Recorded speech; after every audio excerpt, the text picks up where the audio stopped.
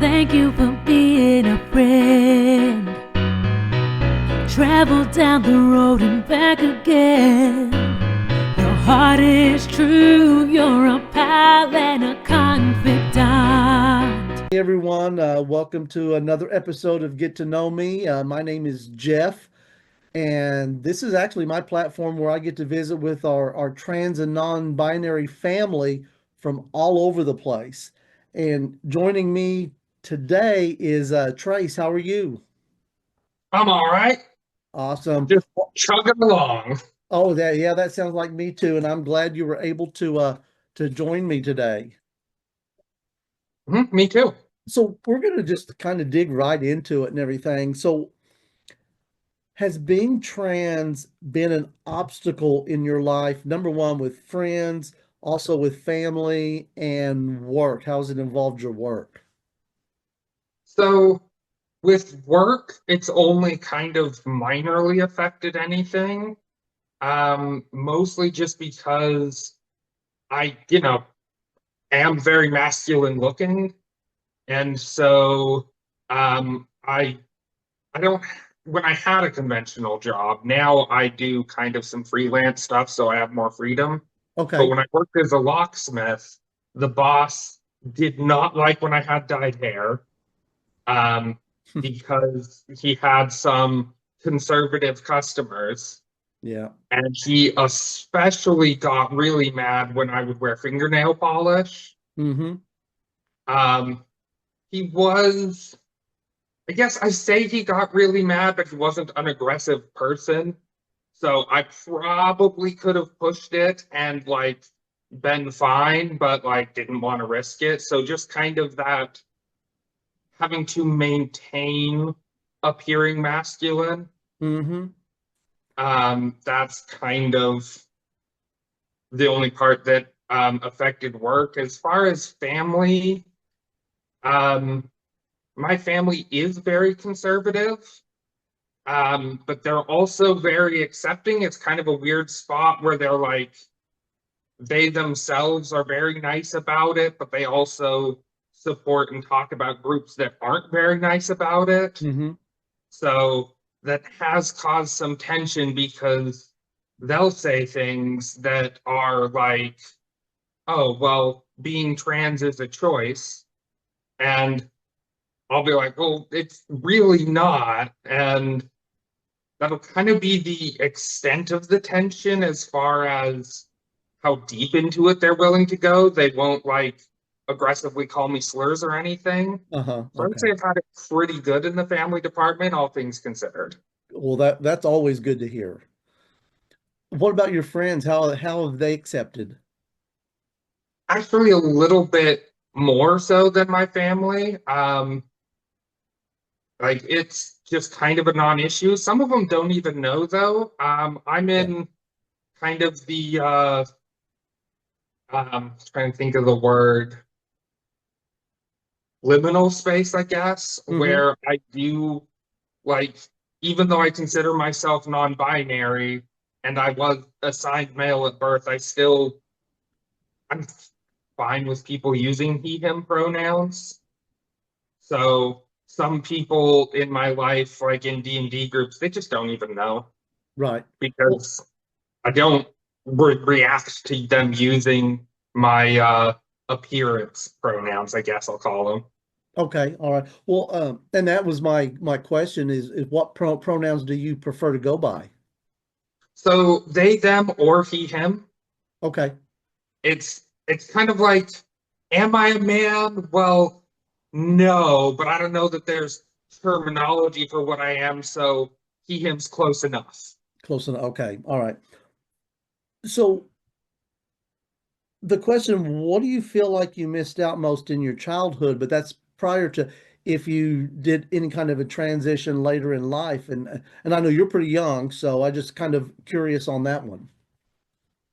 Well, so I'm 30, so I have had some adult life since, Okay. and I didn't do any kind of transitioning or even really changing my appearance much when I was Hmm. a teenager.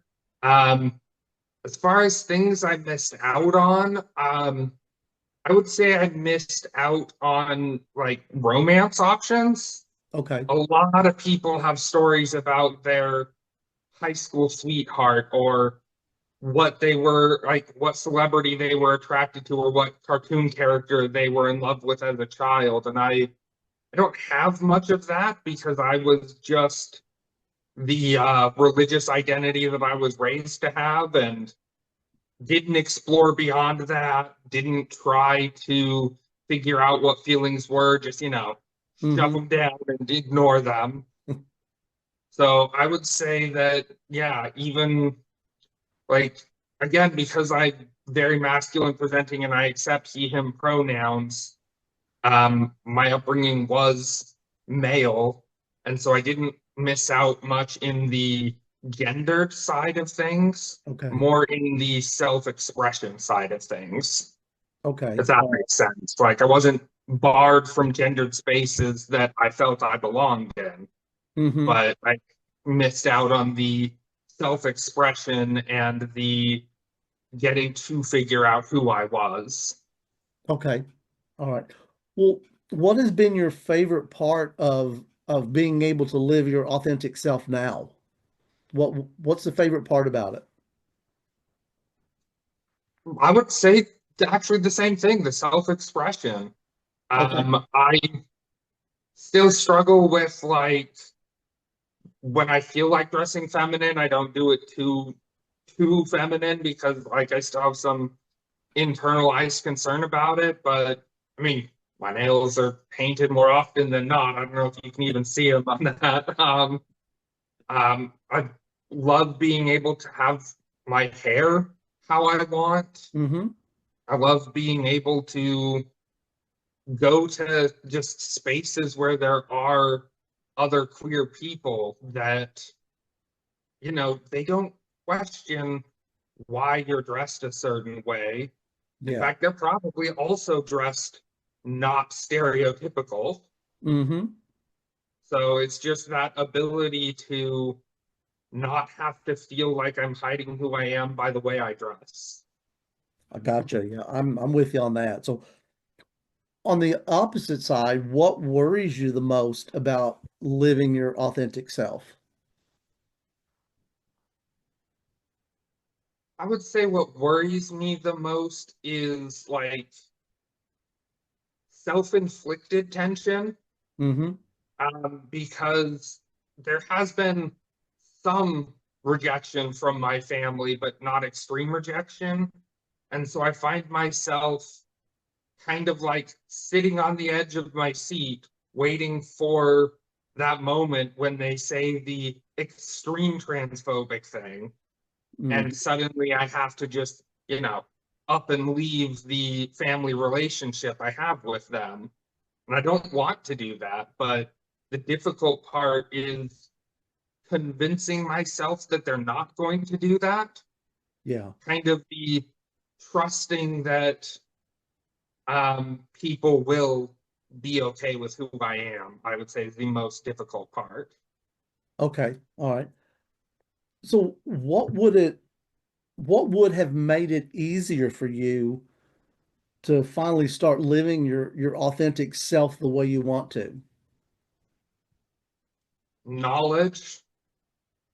Like I said, I had a religious upbringing, and in the church I grew up in, I won't get too much into it because I could talk forever about cult tactics and control methods of religion, but Mhm. um, what really prevented me from exploring myself was just that knowledge that you don't learn what the church doesn't want you to learn. You Yeah. avoid that entirely. And so I didn't even have the language for non-binary probably until I was 23, 24. Mm-hmm. And I had left the religion when I was 21. So So so is just being able to find the educational material to help, is yeah, that was that hard to find? incredibly. I'm sure it was out there, but not only was it hard to find, I wasn't seeking it out because any feeling I had that wasn't cis male, straight cis male, any feeling that contradicted that, I didn't even think to explore because it was a sin to act on those feelings. It wasn't a sin to have them.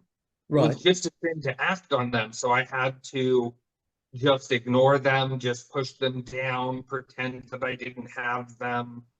So if I had had access to outsider information, Mm-hmm. then I would have been able to at least see, oh, okay, so there are people who feel the same way I do, and this is what they call themselves. I don't know if I would have that would have necessarily made me leave the religion sooner, but Mm-hmm. it would have certainly made it more okay in my mind. Right, right. Well, looking back on things now, is there anything you would do differently or sooner? Hmm. Anything I would do sooner? I think I would have tried to move out sooner. Okay. Um, Specifically leaving my small town where I grew up in northeastern Nevada Mm-hmm. to just be in a place where there are people with different perspectives was the first step.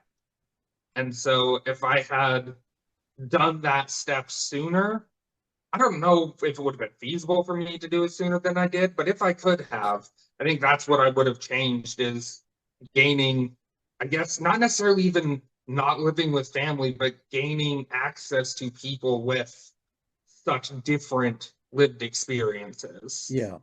Okay. All right.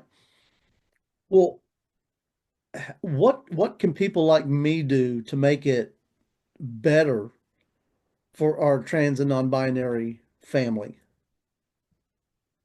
I would say not saying generalizations. Um, that's a very common thing, even amongst trans people, to make jokes of, oh, well, these group of queer people, you can tell they're that flavor of queer because they eat too much garlic bread. I Yeah. don't find those helpful. I mean, like in the in group, I think it's funny, but when people make generalizations, even in jest, that's where I think a lot of people kind of it's what they see when they look in is all these generalizations. And so instead of seeing people, they're seeing stereotypes. Mm-hmm. Oh, also, if you have a single stall bathroom in your business, just label it as gender neutral. We don't need to have a separate male and female bathroom if both of them are just closets with a toilet and a sink. Exactly. I agree. Well, th this is educational for me too because it's something that I know needs to be out there, but it's something that I'm having to learn as well. And I just really appreciate you wanting to be on this podcast because I think it's something important that the world sees. Me too, and I'm happy to be here. I'm happy for the opportunity. Well, any last words that you have for us before we close this thing out? Final thoughts. I would just say it's okay to ask if someone has preferred pronouns. Like it's an awkward thing in a lot of conversations. And if you Hmm. do feel awkward asking, you can always just introduce yourself with your pronouns to kind of get that going. There you go. I hadn't thought of it that But way, but yeah, you definitely could do that. yeah, just don't be afraid to share your pronouns, even if you're cis, and ask for other people's pronouns, even if you think they're cis. Awesome. Well, I couldn't say it any better, and I just want to say thank you again for wanting to be on here. I know it probably will not be the last time that we get to talk. I hope not. All right. Have a good day. Okay, you too. It is so important of trans individuals to have control over their narratives and their lives. A reminder that each person's journey is unique and valid, regardless of where they are on their path. Please take care of everyone.